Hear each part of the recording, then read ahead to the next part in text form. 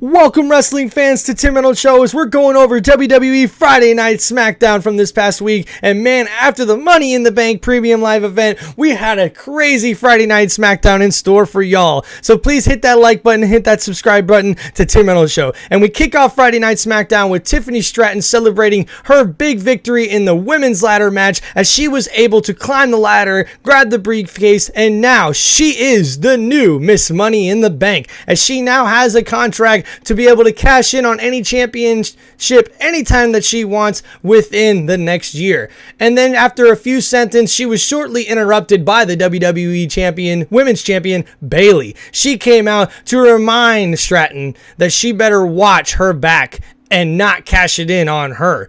And then they traded some words before they were joined in the ring by none other than the queen of the ring, Nia Jax. Both Tiffany and Jax would then begin to attack Bayley soon thereafter, some words back and forth, but then Munction would then come to the aid of Bayley with the kendo stick as she was able to defend her and help fend off Nia Jax and Tiffany Stratton. We would then see our first matchup of the night as Nia Jax would take on Minchin Yim, and unfortunately, Minchin would not be able to get the victory in this one as Nia Jax was able to take her out and get the victory in this one. And then thereafter, we would see both Tiffany and Nia take a beat down to Bayley as Bayley tried to come in to help Minchin out after she was attacked after the match. And then as Bayley lay down on the floor, you could see Stratton. The wheels were turning. She was wondering, could she cash in the women's Money in the Bank contract right here, right now, to become the women's WWE champion?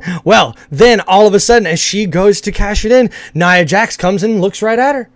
And Tiffany was not about to fight Nia Jax. We all know that. She was not about to get into controversy with Nia Jax. So she proceeded to slowly come out of the ring and go on with her business after this first matchup of the night to kick off SmackDown. The next match of the night would be Baron Corbin teaming up with Apollo Crews, taking on the team of Legado del Fantasma. And this match came up about after Del Fantasma attacked Corbin the previous week, where Apollo Crews came to his aid to try to help him out, which led to them tagging up to take on this team.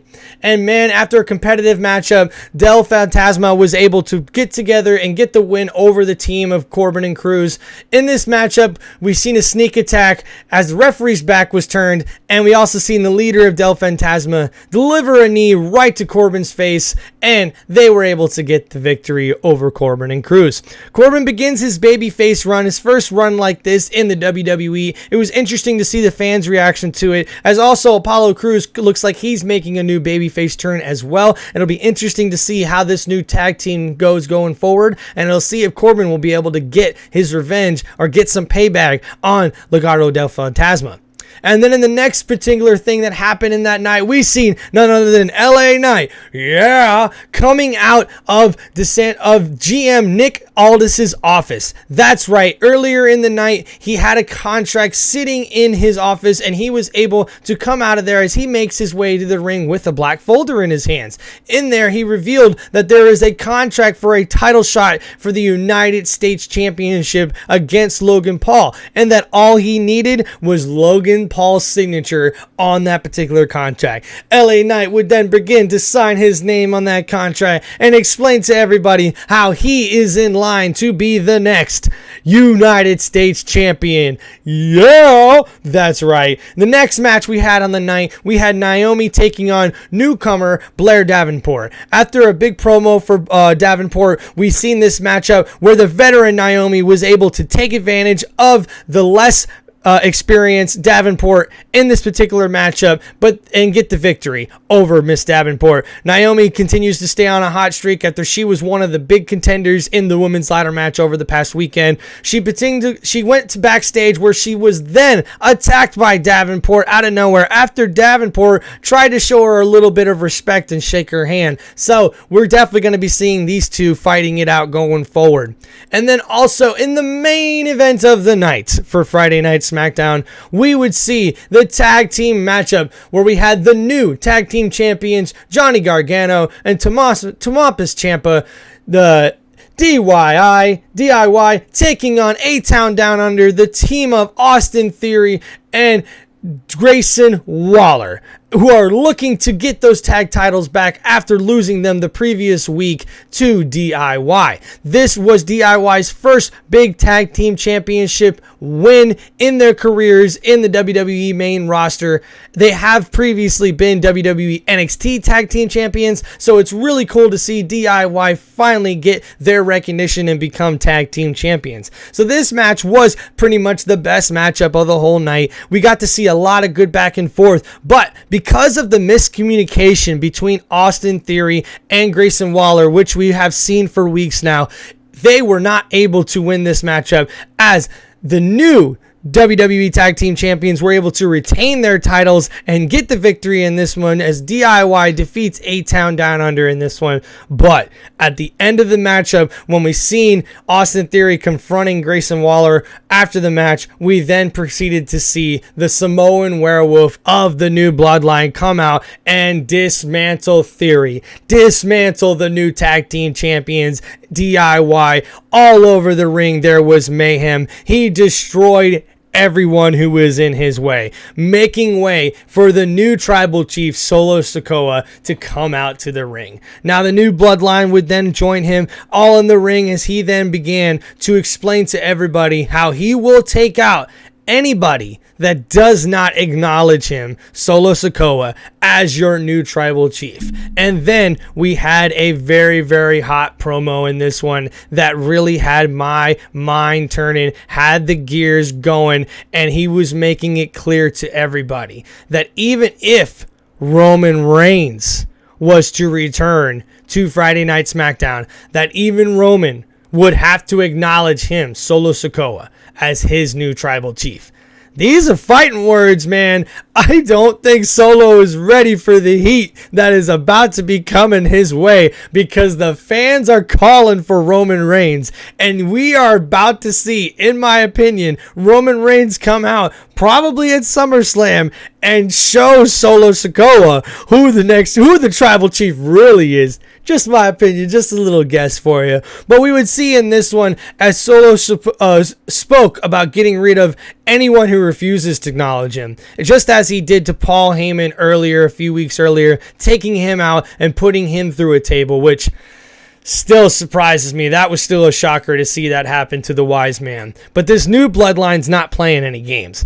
Solo is definitely using his power, getting these guys recruited, and showing how powerful that this team really can be. This New Bloodline can really be.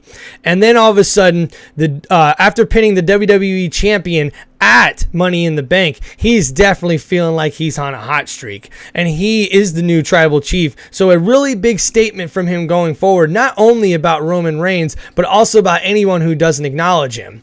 And of course, Cody Rhodes, the American Nightmare, your undisputed WWE champion, would come out to the ring to confront the Bloodline and Solo Sikoa, where he was then make a statement that this is where he'd be willing to defend the WWE title against Solo at SummerSlam, but if he had it his way, he would definitely be defending the title that night against Solo Sikoa on Friday Night SmackDown to show him what for.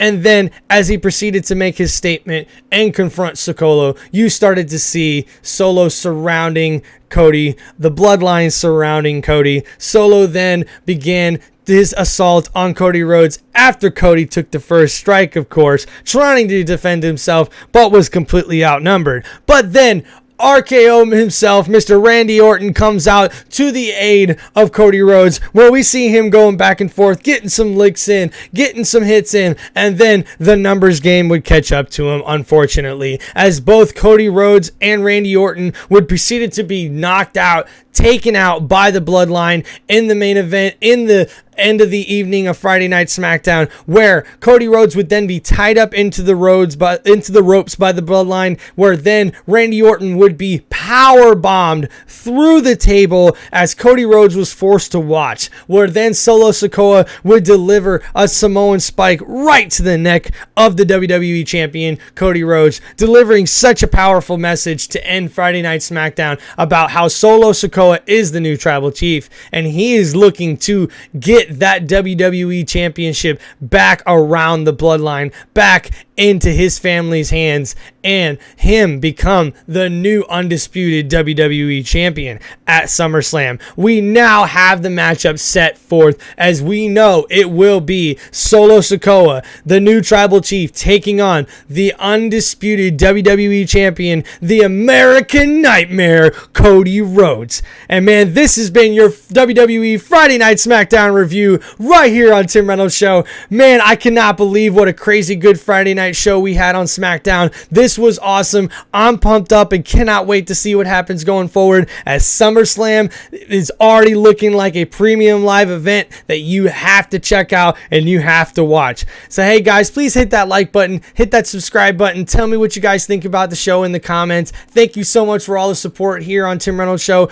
where you can get all your sports content in NASCAR and WWE, football, and many more going forward. Please support the channel. Thank you guys so much. Appreciate y'all. Peace out from Tim Reynolds Show, everybody.